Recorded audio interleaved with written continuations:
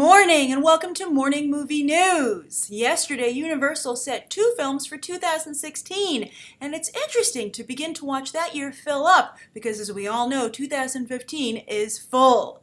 Now, these 2 films are actually set for summer 2016, so we're also finally getting to see who will be keeping Batman v Superman Dawn of Justice company that year.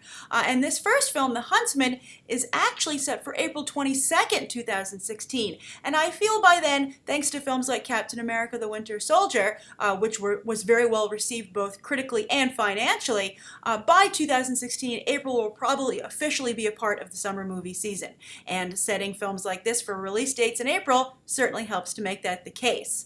Now, April 22nd, of course, is right before the big showdown of 2016, Batman v Superman Dawn of Justice versus Captain America 3. I would be really surprised if Captain America 3 didn't eventually move off of that date, but we'll see. I mean, look how powerful Batman v Superman Dawn of Justice was at Comic-Con this year, and, they didn't even reveal that much. So, very interesting development. But perhaps before that big brouhaha, everyone will be talking about The Huntsman. Now, we've been talking about it because, of course, Frank Darabont has taken over from Rupert Sanders, who was taken off the film, of course, because of his affair with star Kristen Stewart. And actually, Kristen Stewart is not going to be in the film either. It's now official. It's been set. It's official that she has been written out because this is a prequel.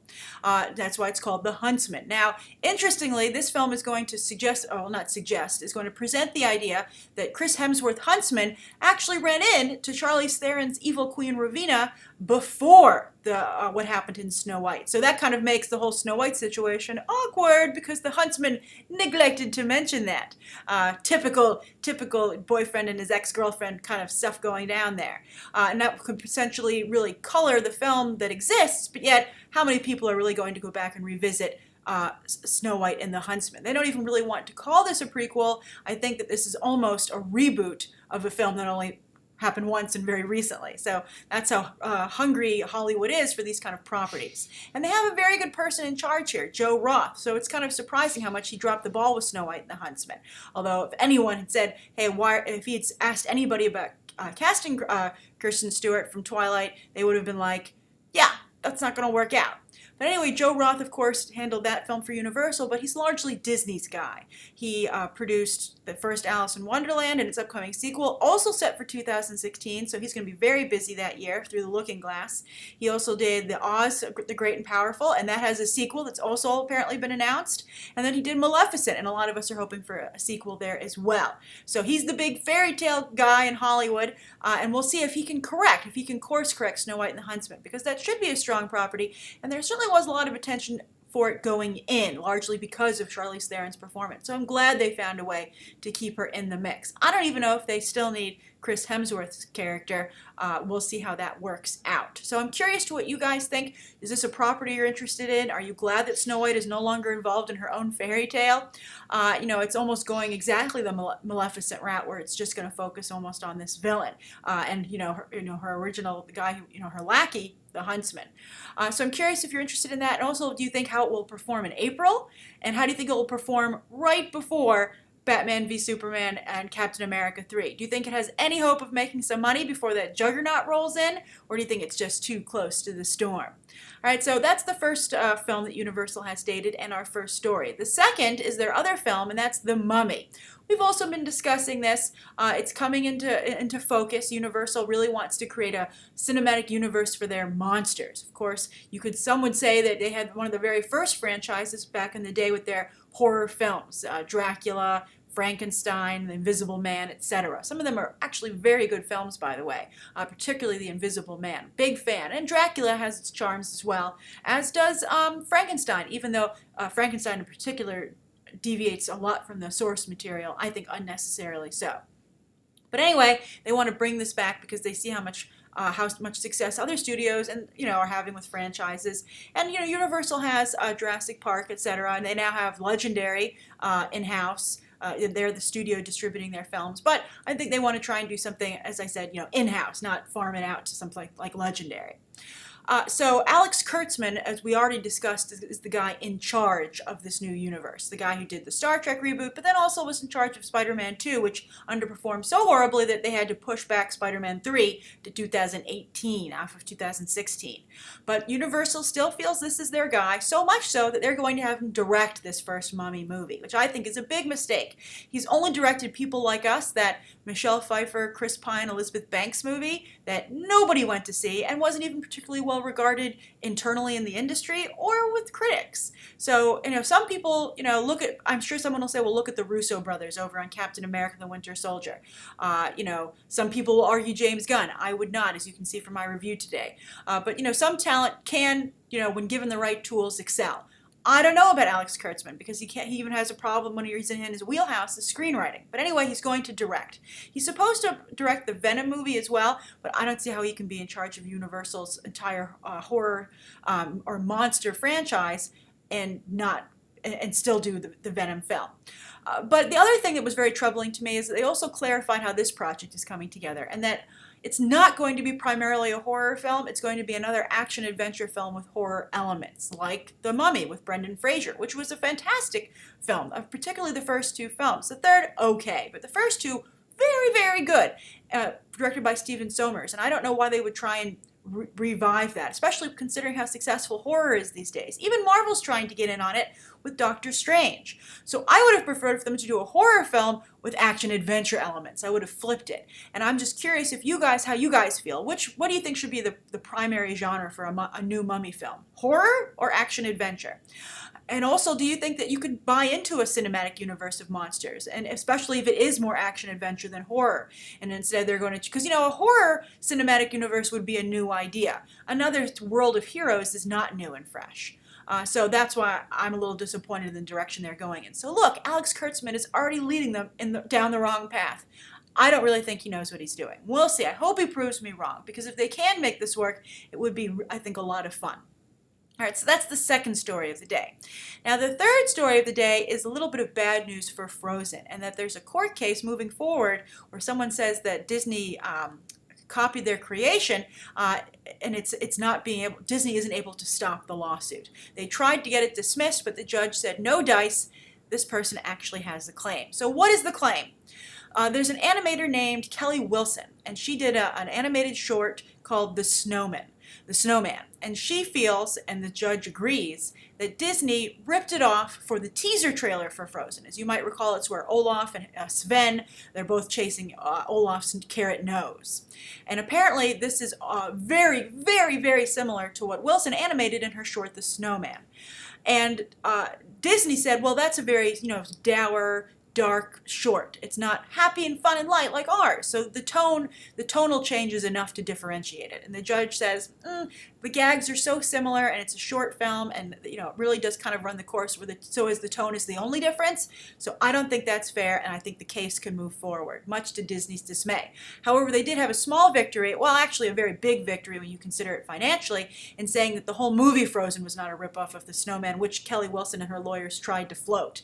They tried to say that Olaf was a ripoff of her character, and that helped contribute to the success of Frozen. The judge said, no, I'm separating the film from this lawsuit. It's really only a matter of this teaser trailer. But at least the case is going forward, and I think this is a big win and a necessary win in today's digital age, because content can be seen like never before, and it can just go out into the universe and be seen by a number of people, some of them working in Hollywood. And as you might recall, this seems very similar to the current lawsuit that's being put against Seth MacFarlane and Ted for ripping off another online creation, Charlie the Abusive Teddy Bear. And I think that, because people are seeing content and they're not, in control of who sees their content, I think they need to be protected by the courts. And I think shame on those established talents in Hollywood, those big companies, those juggernauts like Disney and Seth MacFarlane, who see really great work online, and instead of reaching out to the creator and bringing them in-house or paying them just a fee for the rights to that, are saying, well, who else could have possibly seen this? Who watches the internet? Just showing you how out of touch these studios can be. and just ripping off that talent. You know, I think one good situation that was Click, that Adam Sandler movie where he wanted to make a deal with the filmmaker for Slow-Mo. It was a short, I believe, a student film, and this guy would not cut a deal, and so Adam Sandler said, you know what, it's not that original of an idea. I want to do something different with it anyway, and he was off and running with it. And so that was a case where at least Adam Sandler did the right thing and reached out to that person and tried to make a deal. So very unfortunate. I'm a little disappointed to hear that Disney would do such a thing, but I'm glad that this judge is letting the case go forward. And if I were Disney, I'd be like, who saw that short? Who pitched me this idea for this teaser trailer? Off with their head. Because that's just really, I feel, an unforgivable offense. Creative material is really sacred, in my opinion. All right, so this also leads to the viewer question, which is Frozen related. This is from Ms. The Sweet Life. Ms. The Sweet Life. Ms. The Sweet Life says, question, hey Grace, this is my first question and hopefully you'll have the time to answer with your busy schedule. I do! Great question. See, a lot of times it's just luck. I had a third story about Frozen and Ms. The Sweet Life's question happened to be about Frozen.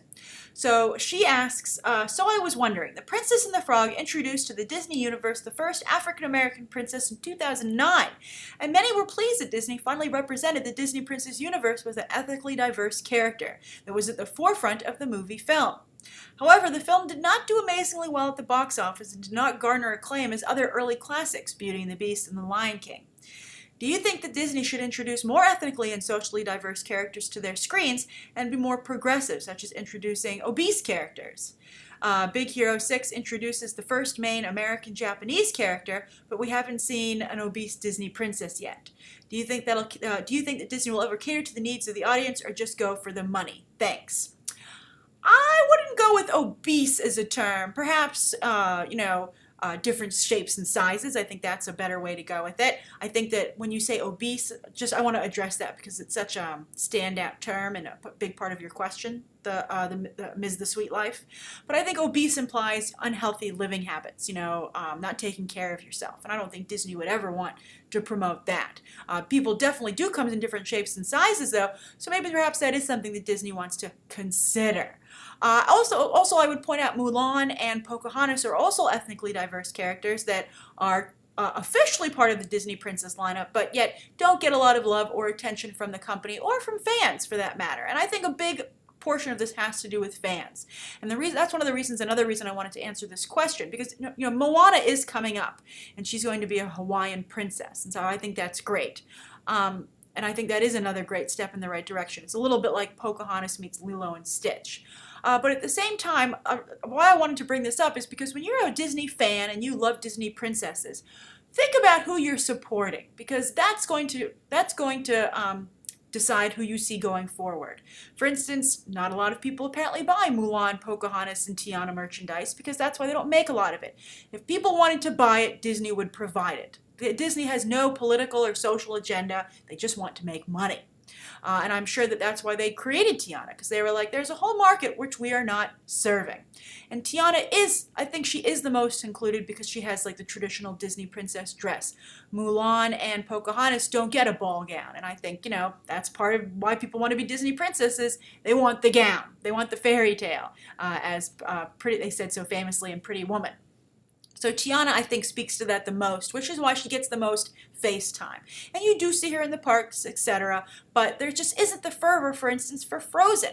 And, that is the situation where Disney retreated back to an all-white cast, 2 white princesses. There's 2 of them. And look at the results that they got. Now, I'm not saying you shouldn't enjoy Frozen, if you're not, you don't happen to be Caucasian. You should like what you like. I think it's wonderful. But just, if you only support that, ask yourself, why aren't I supporting the more ethnically diverse princesses? Maybe I should buy this. Maybe I should do this character meet and greet, because Disney is watching that. Nobody does numbers like Disney. Disney breaks everything down. As I said, it's all about money to them. So if they feel they can make money off of something, they will continue with it. So I think the ship has sailed with these other Disney princesses, but when Moana comes out, if you want to see more diversity, buy Moana merchandise. Draw Moana fan art, do memes, do GIFs, do the whole thing, the whole shebang that Frozen's getting, and then you'll see more diversity going forward. Moana already has a lot of intense interest, but I don't know if it's going to cross over to the mainstream. I think a lot of animation fans are excited about her, and just like a lot of animation fans love Pocahontas and Mulan. I see a lot of love for those characters whenever I post a Disney Princess video. But you know, that love doesn't exist in the mainstream, and that's where it needs to exist. That's why Frozen's such a big hit, because of the crossover, that it crossed over into the big general market. So, will we see that diversity? I think it all depends, Ms. The Sweet Life, on you. It depends on anybody watching here, anyone who's involved in the Disney Princess line. You're the one who will decide who is going forward. And I'm just curious to why you guys think that Frozen, once again, with an all-Caucasian cast and 2 Caucasian princesses, was the film that hit across multiple levels. And also, if you happen to not be Caucasian, why do you love Frozen more than you love Tiana? Why do you love Frozen more than Pocahontas? And why do you love Frozen more than Mulan? I'm just wondering what the appeal is, because, you know, maybe that Disney needs to figure that out for themselves so they can incorporate those elements into a non-Caucasian princess and have the same level of success. Big Hero 6, though, I think Ms. The Sweet Life brings that up, and I think that is potentially a big step forward, because it's tapping into, again, it's about the money, and there's a lot of money in the Asian box office, and Big Hero 6 is an effort to tap into that. We'll see who their favorite character is, though. If everyone loves Honey Lemon over there, once again, you know, that's another situation. Go buy Go-Go Tamago merchandise. Get her in there. Show that she's just as popular as Honey Lemon. All right, that's today's morning movie news. Thank you so much for tuning in. Please write down below what you think of today's top 3 stories and the viewer question, and anything you'd like to see covered on Monday, and any questions that you might have. Thanks for watching. Bye.